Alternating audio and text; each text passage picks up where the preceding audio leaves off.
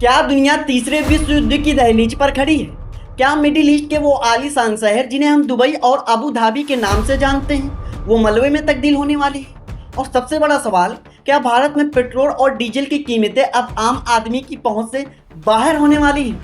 रुकिए और इन सवालों पर गौर कीजिए, क्योंकि आज की जो खबर है मैं जो आपको देने जा रहा हूं वो आपके भविष्य से जुड़ी है। ईरान की IRGC ने एक ऐसी चेतावनी दी है जिसने पूरी दुनिया की रातों की नींद उड़ा दी। यह चेतावनी कोई मामूली बयान नहीं है, बल्कि एक सीधा अल्टीमेटम उन सभी खाड़ी देशों के लिए जो एक अमेरिका के कंधे से कंधा मिलाकर खड़े। ईरान ने साफ लफ्जों में कह दिया है कि खाली कर दो यह देश। ईरान ने धमकी दे दी, वरना हम तबाही के लिए तैयार रहो। संयुक्त अरब अमीरात, सऊदी अरब, कतर, बहरीन और कुवैत, इन सभी देशों में रहने वाले लोगों वहां के समंदर में तैनात नाविकों को भगाने के लिए कह दिया गया। समय रेत की तरह हाथ से निकल रहा है और जंग की चिंगारी कभी भी शोला बन सकती है। आज के इस विशेष बुलेटिन में हम जानेंगे कि आखिर ईरान में अचानक इतनी बड़ी धमकी क्यों दी। क्या अमेरिका का सीज फायर केवल एक दिखावा है? और अगर यह जंग शुरू हुई तो भारत की अर्थव्यवस्था पर इसका कितना गहरा घाव लगेगा? अंत तक बने रहिए, क्योंकि आज एक एक सच आपके सामने आने वाला है। दोस्तों, मिडिल ईस्ट के हालात इस वक्त ज्वालामुखी की तरह है। कभी भी फट सकता है जो ज्वालामुखी है। IRGC के प्रवक्ता इब्राहिम जुल्फागरी ने सोशल मीडिया पर जो पोस्ट किया उसने अंतर्राष्ट्रीय राजनीति में भूकंप ला दिया। उन्होंने सीधे तौर पर कहा है कि जो भी नाविक हार्मुज के इलाके में जहाज़ों पर तैनात है वो तुरंत वहां से निकल जाए। उन्होंने चेतावनी दी है कि जब हमला शुरू होगा तो सबसे पहले वहां जहाज़ों के समंदर की तलहटी में दफन किया जाएगा। यह धमकी केवल IRGC तक सीमित नहीं है। ईरान के सबसे बड़े सलाहकार और तेहरान की यूनिवर्सिटी के प्रोफेसर सैयद मोहम्मदी मरांडी ने भी जो बिल्कुल यही बात दोहराई है। याद रहे, ये वही मरांडी है जो परमाणु वार्ता की ईरान की तरफ से मुख्य भूमिका निभा चुके हैं। जब इतने बड़े स्तर के लोग खुलेआम देश खाली करने की बात कहें तो समझ लीजिए कि पर्दे के पीछे बहुत बड़ी तैयारी हो चुकी है। अब सवाल यह उठता है कि क्या सीज फायर खत्म हो गया है? तकनीकी तौर पर अमेरिकी राष्ट्रपति डोनाल्ड ट्रंप ने कहा है कि हम सीज फायर को आगे बढ़ा रहे हैं, लेकिन इसकी कोई समय सीमा तय नहीं की गई है। ट्रंप का कहना है कि जब तक ईरान कोई ठोस प्रस्ताव लेकर मेज पर नहीं आता तब तक हम नहीं रुकेंगे। लेकिन ईरान का रुख बिल्कुल अलग है। ईरान का कहना है कि हम सीज फायर की भीख नहीं मांगी, हम भी अपनी रक्षा के लिए तैयार खड़े हैं। ईरान की मांग बहुत सीधी है, नाकाबंदी हटाइए। लेकिन अमेरिका अपनी जीत पर अड़ा है। वह चाहता है कि दुनिया अब देखे कि समंदर के हर रास्ते पर केवल अमेरिका का हुक्म चलता है। ट्रंप को लगा कि धमकियों से ईरान घुटने देगा, लेकिन 28 फरवरी के बाद जो जवाबी कार्रवाई ईरान ने की उसने 40 दिनों तक अमेरिका की सेना के पसीने छुड़ा दी। आखिरकार ट्रंप को खुद सीज फायर का ऐलान करना पड़ा। भारत के नजरिए से देखें तो यह स्थिति बहुत भयावह। हार्मुज का इलाका भारत के लिए जीवन रेखा की तरह है। भारत अपनी जरूरत का एक बड़ा हिस्सा इसी रास्ते से मंगवाता है, जो तेल है। अगर यहाँ जंग छिड़ती है और ईरान अपने वादे के मुताबिक जहाज़ों को तबाह करता है तो भारत की तेल की सप्लाई रुक जाती। इसका सीधा असर आपकी और हमारी जेब पर पड़ेगा। महंगाई का जो दौर आएगा ना, उसकी कल्पना करना भी मुश्किल है। ईरान ने साफ कर दिया है कि उसकी अंगुलियां ट्रिगर पर हैं। IRGC का दावा है कि उन्होंने अपने तमाम टारगेट लॉक कर दिए हैं। अब ये टारगेट क्या है? जाहिर है मिडिल ईस्ट में मौजूद अमेरिका सैन्य ठिकाने। बहरीन, जहां अमेरिका की नौसेना का 5वां बेड़ा मौजूद है, वहां ईरान के निशाने पर सबसे ऊपर। सऊदी अरब और UAE, जिन्होंने अमेरिका को अपने यहां बेस बनाने की जगह दी है, वो इस जंग की जद में आने वाले। ईरान का कहना है कि अमेरिका शांति नहीं चाहता। अगर ट्रंप वाकई शांति चाहते हैं तो जब ईरान ने हार्मुज खोलने की बात कही थी तब उन्हें नाकाबंदी हटा लेनी चाहिए थी। लेकिन अमेरिका का मकसद शांति नहीं बल्कि वर्चस्व। वह चाहता है कि ईरान अपना परमाणु कार्यक्रम पूरी तरह से खत्म कर दे और पूरा यूरेनियम सरेंडर कर दे। लेकिन क्या ईरान ऐसा करेगा? सोचिए, जिस यूरेनियम के लिए ईरान अपने वैज्ञानिकों को खोया, अपने नेताओं को कुर्बानी दी, उसे इतनी आसानी से कैसे छोड़ सकता है? ईरान जानता है कि अगर उसके पास यूरेनियम की ताकत नहीं रही तो इजराइल उसे एक पल में तबाह कर देगा। यह यूरेनियम की वह है जो इजराइल और अमेरिका के मन में डर पैदा कर सकता है कि इसी डर की वजह से वह अब सीधे हमले की कतरा रहे हैं। ईरान की नौसेना अब समंदर में उतर चुकी है। अमेरिका की नेवी पहले ही से वहां से ही मौजूद है। दोनों की टक्कर का मतलब है पूरी दुनिया की अर्थव्यवस्था का डूब जाना। ईरान ने चेतावनी दी है कि समय निकलता जा रहा है, अगर बातचीत का रास्ता नहीं निकला और नाकाबंदी नहीं हटी तो वह बाय फोर्स यानी ताकत के दम पर इस घेराबंदी को तोड़ेगा। और अगर ऐसा हुआ तो अमेरिका चुप नहीं बैठेगा। भारतीयों के लिए ये चिंता की बात है कि खाड़ी देशों में लाखों हिंदुस्तानी काम करते हैं। अगर वहाँ इकावनुसन की नौबत आती है तो भारत सरकार के सामने एक बहुत बड़ा संकट खड़ा हो जाएगा। अपने नागरिकों की सुरक्षा के लिए और वहां से उनकी वापसी के एक बड़ी चुनौती होगी। ईरान की यह चेतावनी सीधे तौर पर उन सभी भारतीयों के लिए एक संकेत है जो इन देशों में रह रहे हैं। जंग की यह बिसात बीत चुकी है। ट्रंप अपनी शर्तों पर समझौता चाहते हैं जबकि ईरान सरेंडर करने को तैयार नहीं है। इजराइल के प्रधानमंत्री नेतन्याहू भी ट्रंप पर दबाव बना रहे हैं कि ईरान अब मिसाइलें प्रोग्राम को जड़ से खत्म किया जाए, लेकिन ईरान की मिसाइलें आज भी तैयार हैं, उनकी रेंज बढ़ चुकी है। दोस्तों, अब हमें उस सच्चाई की गहराई में उतरना होगा जिसे अंतर्राष्ट्रीय मीडिया अक्सर दबाने की कोशिश करता है। ईरान की तरफ से दी गई यह टिकाऊ एक्शन यानी इलाका खाली करने की चेतावनी केवल एक रणनीति नहीं है, बल्कि यह उन देशों के लिए एक बड़ा राजनीतिक संदेश है जो दशकों से अमेरिका की सुरक्षा की छतरी के नीचे बैठा है।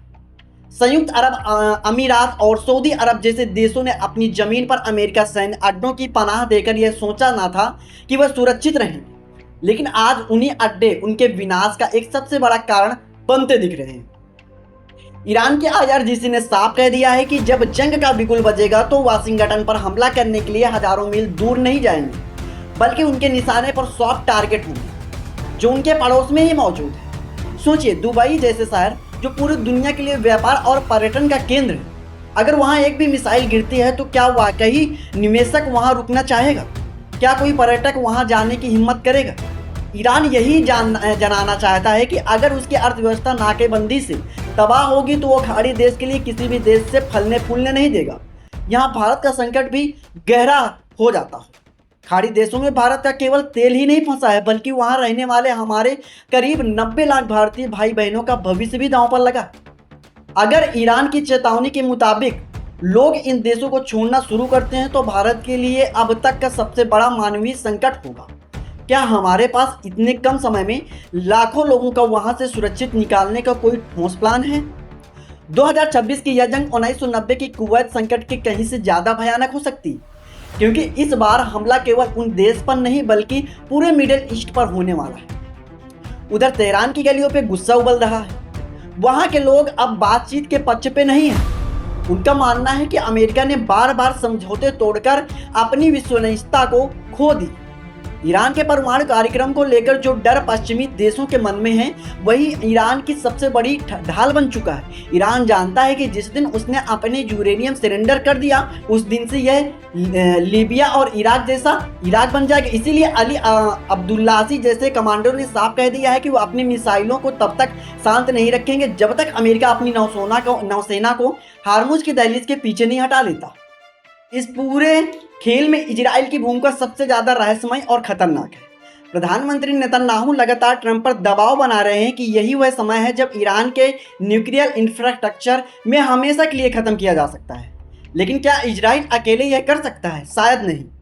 इसलिए वह अमेरिका को इस आग में झोंकना चाहता है। लेकिन अमेरिकी जनमानस अब एक और लंबी जंग के हक के लिए नहीं। ट्रंप के सामने सबसे बड़ी चुनौती यही है कि वह अपनी अमेरिकी फर्स्ट की नीति में कैसे बचाए, जबकि उसकी सेना मिडिल ईस्ट के दलदल में फंसती जा रही है। अब बात करते हैं उस साइकोलॉजिक वॉरफेयर यानी मनोवैज्ञानिक युद्ध की जो इस वक्त समंदर की लहरों में लड़ा जा रहा है। ईरान ने जो चेतावनी दी है कि नाविक अपने जहाज़ों को छोड़कर भाग जाएं, वह दरअसल वैश्विक शिपिंग कंपनियों को डराने की एक कोशिश है। जैसे ही बीमा कंपनियां इन इलाकों को वॉर जोन घोषित करेंगी, वैसे ही यहाँ से गुजरने वाले हर जहाज का किराया और बीमा 10 गुना बढ़ जाएगा। इसका सीधा मतलब है कि दुनिया भर सप्लाई की जो चेन होगी वो ठप हो जाएगी। भारत जैसे देश के लिए जो तेजी से विकास की राह पर है, यह बहुत बड़ा झटका होगा, क्योंकि हमारे पार्ट्स पर आने वाले कच्चे माल की लागत असहनीय हो जाएगी। ईरान की सीपी नेवी का हाल है जो कि ट्रिप की है। उन्होंने सुसाइड ड्रोन और स्पार्स माइट्स की सबसे बड़े पैमाने पर इस्तेमाल देखा गया है। ये वो हथियार है जिसका मुकाबला करना अमेरिका एयरक्राफ्ट कैरियर के लिए बहुत ही मुश्किल होता है। एक छोटा सा ड्रोन अगर लाखों डॉलर के युद्धपोत के रडार को भी खराब कर दे तो वह युद्धपोत समंदर में केवल एक लोहे का टुकड़ा बनकर रह जाता है।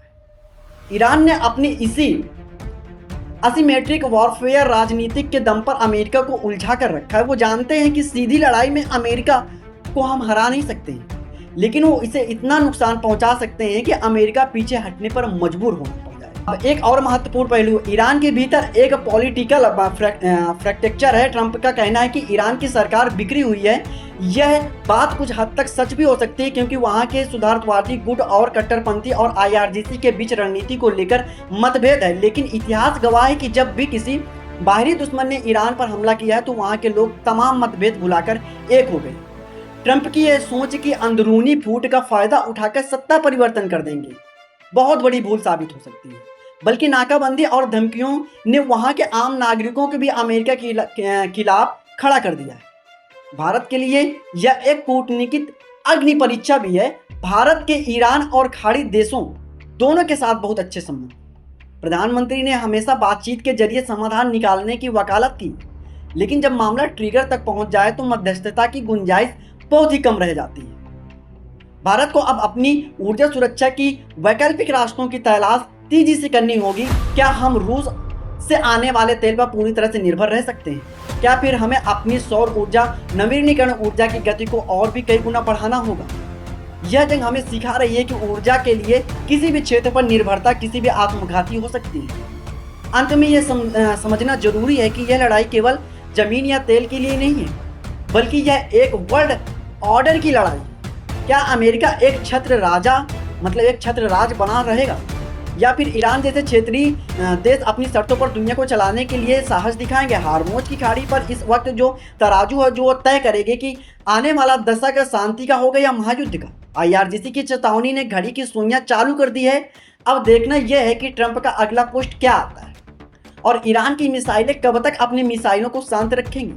यह खामोशी जितनी लंबी होगी, धमाका उतना ही बड़ा होने वाला है। यह जंग अगर शुरू हुई तो यह केवल दो देशों के बीच की नहीं रहेगी, यह पूरी दुनिया की अगली चपेट में ले लेगी। ट्रंप जो कहते हैं कि वे सभ्यता खत्म कर देंगे, आज वे खुद फंसता हुआ महसूस कर रहा है। उन्हें समझ नहीं आ रहा है कि ईरान को कैसे झुकाया जाए।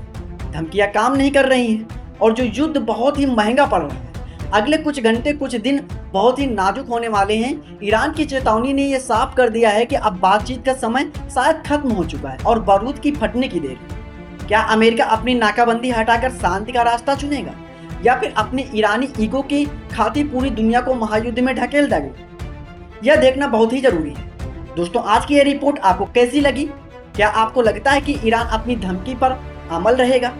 क्या भारत को इस स्थिति के लिए तैयार रहना चाहिए? अपनी राय हमें कमेंट बॉक्स में जरूर बताएं। हम TRB न्यूज पर आपको इस मामले की छोटी से बड़ी खबरें देते रहेंगे। जैसे ही कोई नया अपडेट आता है, हम सबसे पहले आप तक पहुंचाएंगे। इस वीडियो को ज़्यादा से ज़्यादा शेयर करें ताकि हम हर हिंदुस्तानी को पता चले कि मिडिल ईस्ट में क्या पक रहा है और इसका असर उन पर क्या होने वाला है। वीडियो को लाइक करें और हमारे साथ जुड़े रहने के लिए सब्सक्राइब का बटन जरूर दबाएं। सुरक्षित रहिए, जागरूक रहिए। जय हिंद, नमस्ते।